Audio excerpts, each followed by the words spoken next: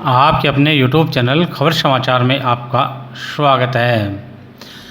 CMHO ने स्वीकारा निर्माण के दौरान रही थी खामियां। छत को टपकने से रोकने के लिए सार्वजनिक निर्माण विभाग द्वारा किए गए कार्य को बताया लीपापोती। पीएमओ ने नकारे अपने ऊपर लगाए सभी आरोप। दिन भर की खबरों के लिए देखते रहिए खबर समाचार।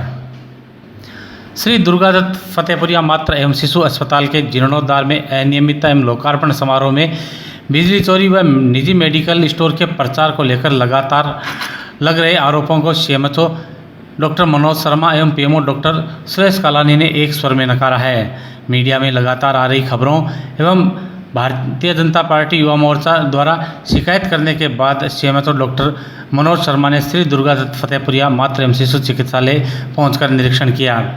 मीडिया से बात करने के दौरान सीएमएचओ ने 2014 में ट्रॉमा सेंटर के लिए भवन निर्माण के दौरान खामियां रहने को स्वीकार करते हुए छत टपकने एवं दरारें आने को इशारों में पीडब्ल्यूडी की लापरवाही बताने के साथ ही पानी टपकने से रोकने के लिए पीडब्ल्यूडी द्वारा छत पर किए गए कार्य को लीपापोती बताया है। सीएमएचओ ने कहा कि करीब 2014 में यहाँ पर ट्रॉमा सेंटर बना था, लेकिन मूल अस्पताल से दूरी होने के कारण यहाँ से संचालित नहीं हो पाया।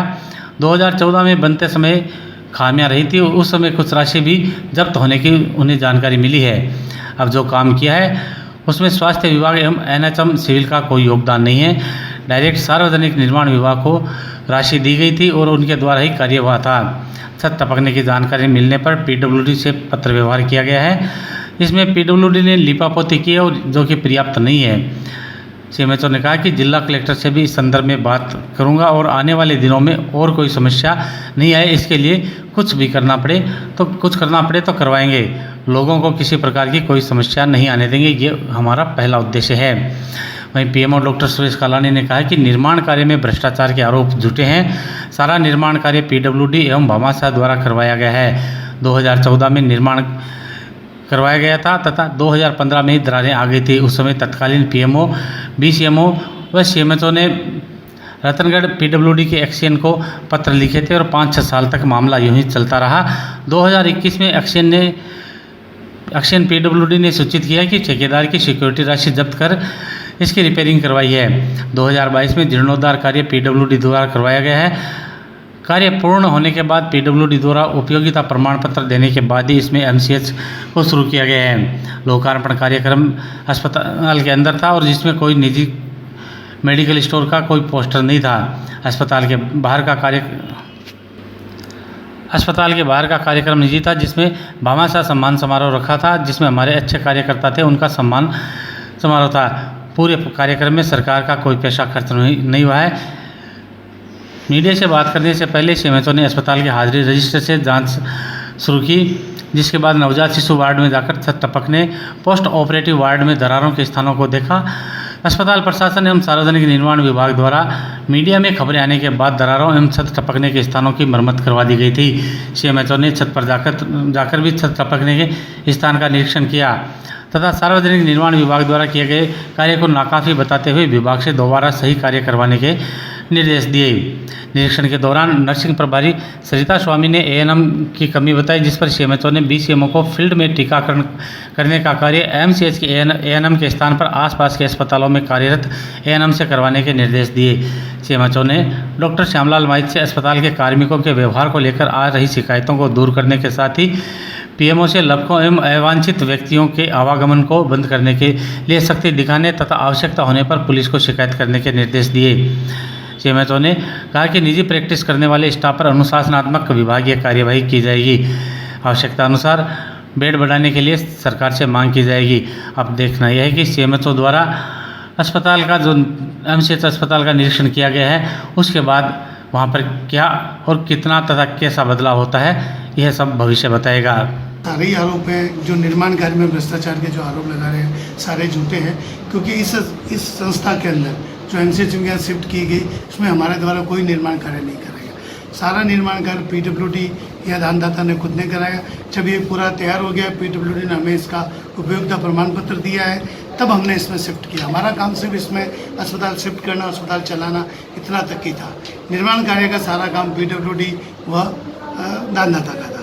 PWD में इसके अंदर ये जो संस्था बनी हुई है, जो पहले पूर्व में ये MCWC थी, MCWC में उन्होंने ट्रॉमा सेंटर बनाया 2014 में, और ट्रॉमा सेंटर वो ऊपर का पोर्शन उन्होंने MCWC बनाया। ये 2014 में एक्सियन PWD द्वारा निर्माण कराया गया था।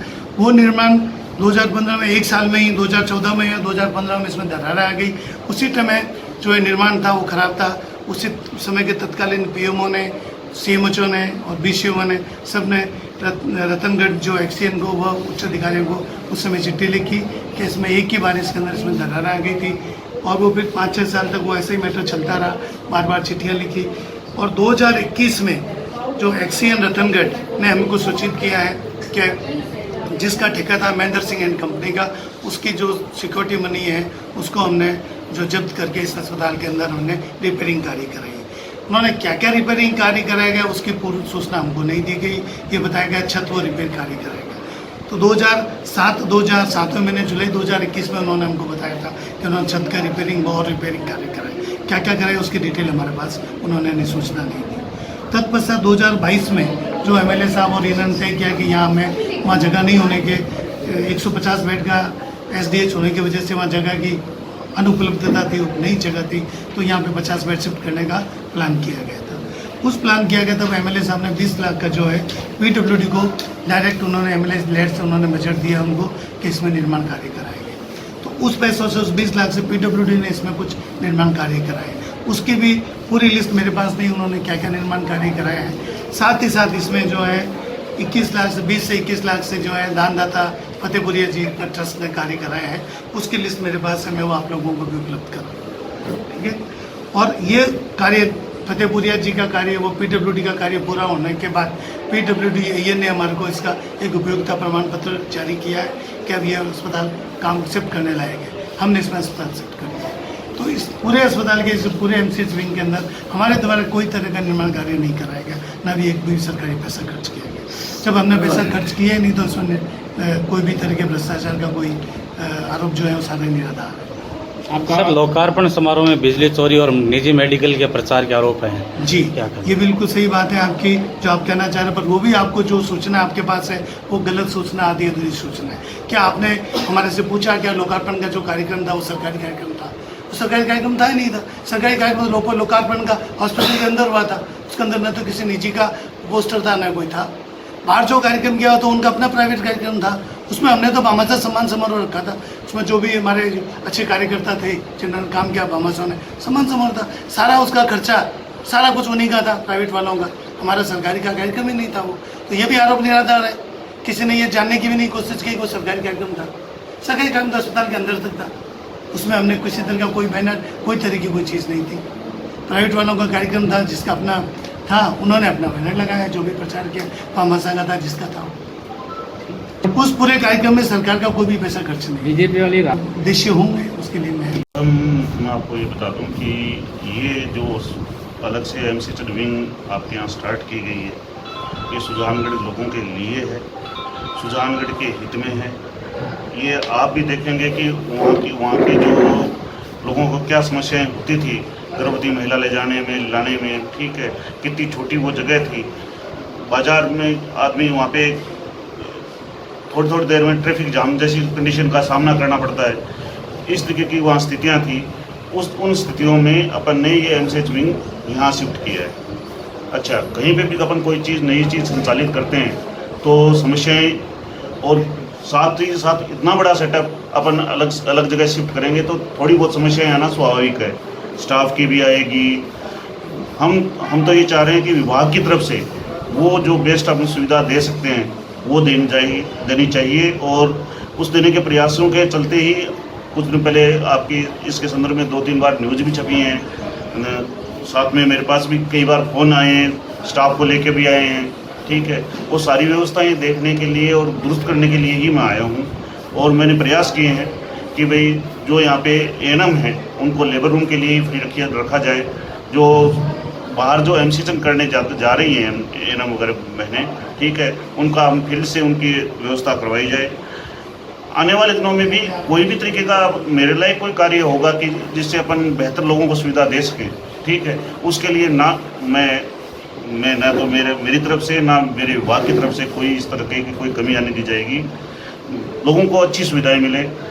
एमसीएच मतलब मैटरनल और चाइल्डहुड। पिछली बार इसमें ऐसा आरोप है और पिछले 15 दिन से मैंने भी अवलोकन किया है, यहाँ पे जो मुख्य स्टाफ है, जो नर्सिंग ऑफिसर है, जो पुराने हैं, वो यहाँ पर नहीं रहते। ऐसी शिकायत है कि सीनियर स्टाफ यहाँ पे नहीं रहते और जो छोटे स्टाफ है उनसे ही काम कराया जाता है और सीनियर स्टाफ अन्य घरों में मेडिकल्स पे ये प्राइवेट प्रैक्टिस कर रहे हैं।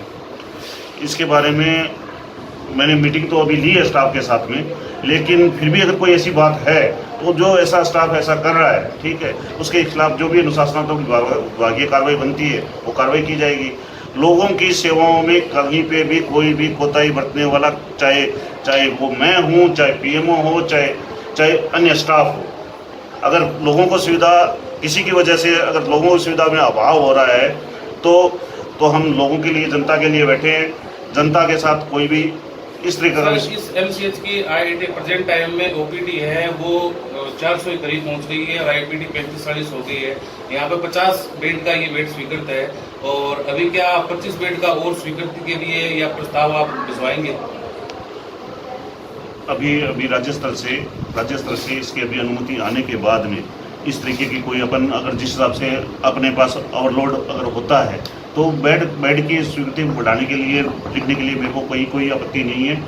हाँ, आवश्यकता अनुसार बेड के लिए लिखा जाएगा। एक अंतिम सवाल था, तब जिस तरह से पिछली बार बारिश हुई तो यहाँ पे वीडियो वायरल भी हुए हॉस्पिटल के, और अब आने वाले समय भी ये क्या है इधर?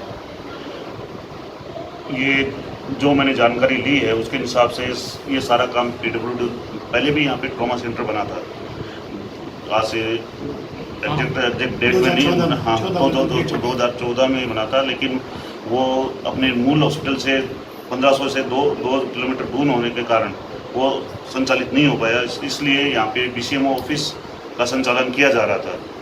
अब ये एज ए हॉस्पिटल वापस उपयोग में आने लगा है।